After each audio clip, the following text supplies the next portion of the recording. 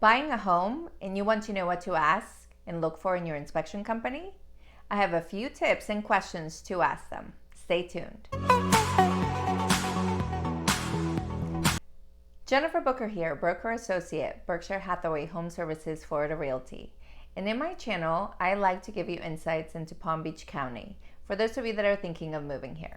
In this hot market, you have probably been tirelessly looking for a home to buy. You've sent several offers just to hear that the seller accepted a different one. But finally, your real estate agent calls you with the great news that your offer has been accepted. What's your next step? Your next step is now to hire an inspector. So today I want to talk to you about a few tips and some questions to ask those inspectors so that you can hire the right one for you. Tip number one is to ask for recommendations. You can go to your friends, your family members who have maybe purchased a home recently. Ask them which inspector they used so that you can give them a call. Also, you can reach out to your real estate agent if you have one helping you purchase your home, and they should have a list of recommendations of inspectors that they have used or recommended to other clients. Tip number two, make sure that you ask questions when you call the inspection companies. Ask them how long they've been in business, how many inspections they have done. Make sure that this is their full-time job, and also make sure that they understand how to do inspections here in Florida. A lot of inspectors will send one or two inspectors depending on the size of the house. There are some companies that will have a general inspector. Then they will send a roof inspector, a specialized HVAC inspector, and also a pest control company to do your termite inspection. This could be important if there is something wrong with one of those areas so that they can give you a more accurate estimate of the cost to repair them. If you don't have an inspector specialized in those areas and you just have a general inspector that you hire, they might be able to give you a range on the pricing that it will cost to fix those things. It all depends as well on how long you have in an inspection period. If you have a short time, like 5 days, you might want to spend the money in the companies that will send specialized people to help you with those areas.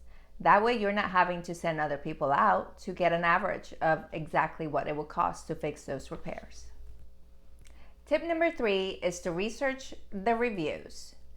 Nowadays, we can all go online and take a look at a company and look for the reviews online.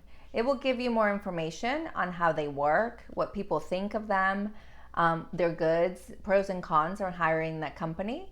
So make sure that you always Google somebody or a company before you hire them for your inspection. Tip number four, the report.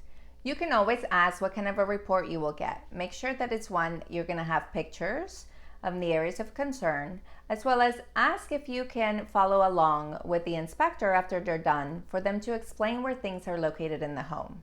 This is a time for you as a buyer to learn about the new home. So you want to know where the main water shutoff is located and not try to go look for it if there was ever an emergency. Tip number five, be prepared for the cost of the inspection. On average, an inspection can cost anywhere from $350 to about $600, and it all depends on the square footage of the home. You also want to check if there's any extras, such as in Florida, you want to get a 4-point inspection, and for older homes, you will need a wind mitigation. These are all questions for those reports you want to ask your insurance carrier, as you can get some credits after you get those reports. Those reports do come at an extra cost, anywhere between $200 to $400. If you wanted to add any extra inspections, such as a mold inspection, that would be an extra fee, as well as a pool inspection. For the pool inspections, you want to make sure that you ask the inspection company what it is that they're going to look for and if they're going to check for leaks or not. Most insurance inspection companies will just look for a general view of the pool. So if you want to find out if there are any leaks, you would need to pay for somebody else to come out and take a look at the pool. If possible, make sure that you as the buyer are present during the inspection. Of course, let the inspector do their work while they're at the home. But at the end of the inspection, make sure that they review with you and go over any major things that they might have found, as well as show you where things are located in the home. Typically, you could expect to get the report back from the inspection company towards the end of the day, if not the morning of the next day, so you can make your decisions on how the report looks on your home. If you're looking to move to Palm Beach County, don't forget to download my relocation guide.